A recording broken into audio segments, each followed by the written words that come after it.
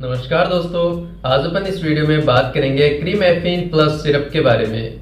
दोस्तों, जो क्रीमेफिन plus syrup होती है ये कॉन्स्टिपेशन मतलब कब्जे को ठीक करने के लिए दी जाती है। तो कितने रुपए तक ये आती है, क्या क्या इसके साइड इफेक्ट्स हो सकते हैं और किस प्रकार ये अपने शरीर में काम करेगी, इन सारी बातों की जानकारी आज अपन इस वीडियो में लेंगे। दोस्तों, जो क्रीमेफिन प्लस सिरप होती है ये मार्केट में लगभग 250 रुपीज से लेके 300 रुपीज तक 225 ml की जो बोतल की जो पैकेजिंग होती है वो अवेलेबल हो जाती है। दोस्तों, जो लिक्विड पैराफिन इसमें अवेलेबल रहता है, इसके अलावा इसमें मिल्क ऑफ मैग्नीशिया होता है और इसके अलावा इसमें सोडियम पिकोसल्फेट, ये जो 3 ड्रग सोल्ट्स होते हैं, इन 3 ड्रग सोल्ट से मिलकर ये क्रीमेफिन प्लस सिरप बना होता है। दोस्तों, एक्चुअली क्या होता है कि कॉन्स्टिपेशन जो कब्जी होती है वो आजकल काफी पर्सन्स में देखने को मिलने लग गई है। पहले तो जैसे ओल्डर एजेस के जो पीपल्स थे या फिर कोई सर्जरी के बाद में देखने को मिलती थी, या फिर कोई डिहाइड्रेटेड मतलब किसी में पानी की कमी है उसमें देखने को मिलती थी। लेकिन आजकल तो यंगर्स में भी बहुत ज्यादा देखने को मिलती है, क्योंकि फिजिकल एक्टिविटी इतनी ज्यादा नहीं करते हैं, सेडेंटरी लाइफ स्टाइल्स की वजह से। इसके अलावा जो डाइट होती है उसमें डाइट में मतलब ग्रीन वेजिटेबल्स वगैरह होती है, सलाड्स वगैरह होते हैं, वो ज्यादा इंटेक नहीं करने के कारण भी कॉन्स्टिपेशन हो जाता है। इसके अलावा पानी कम पीना, डिहाइड्रेटेड शरीर रहना, ये कुछ इसके फैक्टर्स माने जाते हैं कॉन्स्टिपेशन के, कब्जी होने के। तो दोस्तों, ये जो क्रीमेफिन प्लस सिरप होती है ये अपने शरीर में कुछ इस प्रकार काम करती है कि ये जो कब्जी होती है वो ठीक हो जाती है। एक्चुअली होता क्या है कि कॉन्स्टिपेशन कब्जी में अपना जो स्टूल होता है, जो वेस्ट प्रोडक्ट होता है अपने न्यूट्रिएंट्स का, वो अपने लार्ज इंटेस्टाइन मतलब जो स्मॉल इंटेस्टाइन और लार्ज इंटेस्टाइन दो चीज होती है। तो लार्ज इंटेस्टाइन को जिसको बाउल भी बोला जाता है या फिर बड़ी आंत बोला जाता है, तो बड़ी आंत में जो स्टूल होता है, वेस्ट प्रोडक्ट होता है, वो एक्यूमुलेट हो जाता है, वहां से निकल नहीं पाता है काफी दिनों तक। तो काफी दिनों से निकल नहीं पाएगा तो वो स्टूल हार्ड हो जाएगा, एकदम हार्ड होने की वजह से वहां पे क्लम्पी मतलब चिपक जाएगा वहां पे और निकल नहीं पाएगा, जिसकी वजह से अपने को टाइम पे मतलब फ्रेश नहीं होना पड़ेगा, टाइम पे फ्रेश नहीं हो पाएंगे, जिसकी वजह से पेट भी फूला फूला, एब्डोमिनल डिस्कम्फर्ट लगेगा, एब्डोमिनल डिस्टेंशन हो जाएगा, भूख अच्छे से नहीं लगेगी, ये समस्या देखने को मिलती है। तो दोस्तों, इस कंडीशन में जो क्रीमेफिन प्लस सिरप होती है इसमें जो सोडियम पिकोसल्फेट होता है ये जो स्मॉल इंटेस्टाइन और लार्ज इंटेस्टाइन, जो छोटी आंत और बड़ी आंत होती है, उसकी पेरिस्टाल्सिस मूवमेंट्स इंक्रीज कर देता है।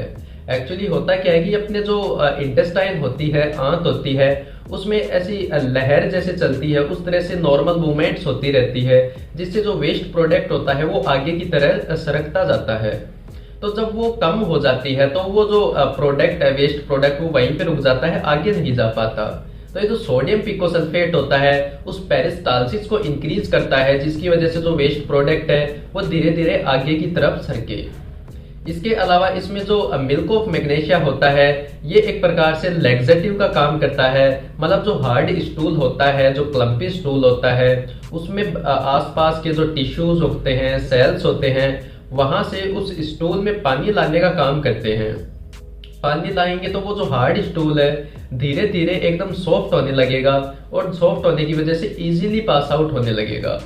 इसके साथ में ये जो इसमें लिक्विड पैराफिन जो होता है वो एक प्रकार से ल्यूब्रिकेशन का काम करता है, मतलब उस सॉफ्ट स्टूल को एक प्रकार से ल्यूब्रिकेशन मतलब चिकनाहट प्रदान करता है, ताकि वो आराम से स्मॉल इंटेस्टाइन, लार्ज इंटेस्टाइन से निकल पाए और बड़ी आंत से आराम से निकल पाए, जिससे ये जो बाउल्स है वो साफ हो जाए, टाइम पे फ्रेश होने लगे। इस प्रकार से काम करती है क्रीमेफिन प्लस सिरप। दोस्तों, जो क्रीमेफिन प्लस सिरप होती है इसको लेने के साथ साथ में आपको भरपूर मात्रा में पानी भी पीना है और ग्रीन सलाड्स, वेजिटेबल्स वगैरह, फ्रूट्स वगैरह भी आपको इंटेक करने हैं। इसके साथ में हाई फाइबर फूड्स भी आपको लेनी है, जैसे पत्ता गोभी हो गई, फूल गोभी हो गई। इसके साथ में जो होल ग्रेन्स मतलब मिक्स्ड आटे की जो रोटी होती है वो आप खा सकते हो। तो ये कुछ इसबगोल वगैरह होता है वो आप ले सकते हो। तो ये कुछ डाइटरी मॉडिफिकेशन करने पड़ते हैं, जिससे भी ये जो कब्जी की शिकायत है वो दूर हो सकती है। दोस्तों, जो क्रीमेफिन प्लस सिरप होती है ये डॉक्टर के बताए गए अनुसार ही लेनी पड़ती है हमेशा। तो इसको अधिकतर बार इस प्रकार लेना पड़ता है कि आपको इसको खाना खाने के बाद में रात को सोते टाइम इसको इंटेक करें। मतलब जितनी भी डोज आपके डॉक्टर आपको बता रखे हैं, आधा ढक्कन या 1 ढक्कन, वो छोटे मतलब ग्लास में थोड़ा पानी लेना है आपको गुनगुना, और उस गुनगुने पानी में वो जो सिरप है वो डिजोल्व कर लेनी है, और उस डिजोल्व करने के बाद में वो जो गुनगुना पानी है वो आपको पीना है। सोते टाइम इसको लेनी है। इसको वर्क करने में लगभग 6 to 8 आवर्स लगते हैं। तो आप लेके रात को सोओगे तो सुबह आपके फ्रेश होने के टाइम पे स्टूल सॉफ्ट होगा और नॉर्मली लेटरिन पास हो जाएगा। तो इस प्रकार ये काम करती है क्रीमेफिन प्लस सिरप। दोस्तों इसको हमेशा डॉक्टर के परामर्श से ही और डॉक्टर के बताए गए अनुसार डोज में ही लेना चाहिए। हमेशा कभी भी अपने आप से काम में ना ले, और जितने टाइम तक इसको आप बता रखे हैं डॉक्टर उतने टाइम तक ही ले। उससे ज्यादा टाइम तक भी आप काफी लंबे समय तक भी इसका उपयोग नहीं करना चाहिए, क्योंकि डिपेंडेंसी कॉज करती है। डिपेंडेंसी मतलब इसकी डिपेंडेंसी हो जाती है शरीर में, कि कुछ समय बाद अगर आप ज्यादा टाइम तक इसको काम में लेते हो तो उसके बाद में आपको इसको लेने के बाद में ही फ्रेश हो पाओगे। जब इसको आप नहीं लोगे तो आप फ्रेश नॉर्मली नहीं हो पाओगे। तो ये डिपेंडेंसी कॉज करती है इस प्रकार। दोस्तों ये जो क्रीमेफिन प्लस सिरप होती है, इसके अगर अपन दुष्प्रभाव और साइड इफेक्ट्स की अगर अपन बात करें तो इसकी टॉक्सिसिटी अपन के शरीर में ज्यादा होने की वजह से इसके दुष्प्रभाव या साइड इफेक्ट्स नॉर्मली आ सकते हैं। जैसे साइड इफेक्ट्स में नॉर्मली इन्वॉल्व होते हैं स्टोमक पेन, पेट में दर्द हो सकता है, क्रैम्प्स, बांटे आ सकते हैं, और जो डायरिया होता है, दस्त लगने की शिकायत देखी जा सकती है। इसके अलावा एब्डोमिनल डिस्कम्फर्ट जैसे भूख कम लगना या फिर वॉमिटिंग आना, ये कुछ सामान्य दुष्प्रभाव देखे जा सकते हैं जो अपने आप रिजोल्व हो सकते हैं जैसे जैसे दवाई की टॉक्सिसिटी शरीर में कम होती है वैसे वैसे। दोस्तों जो क्रीमेफिन प्लस सिरप होती है, ये जो प्रेग्नेंट लेडीज होती है या फिर लैक्टेटिंग मतलब जो बच्चे को दूध पिलाने वाली मदर होती है, उनको बहुत ज्यादा सावधानियों के साथ में काम में लेनी चाहिए।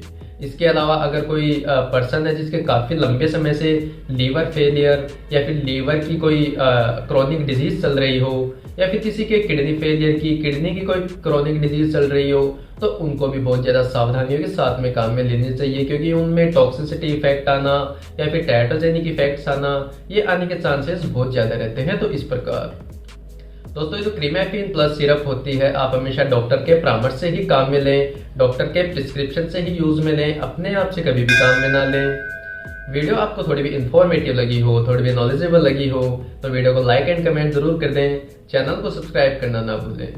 Thank you.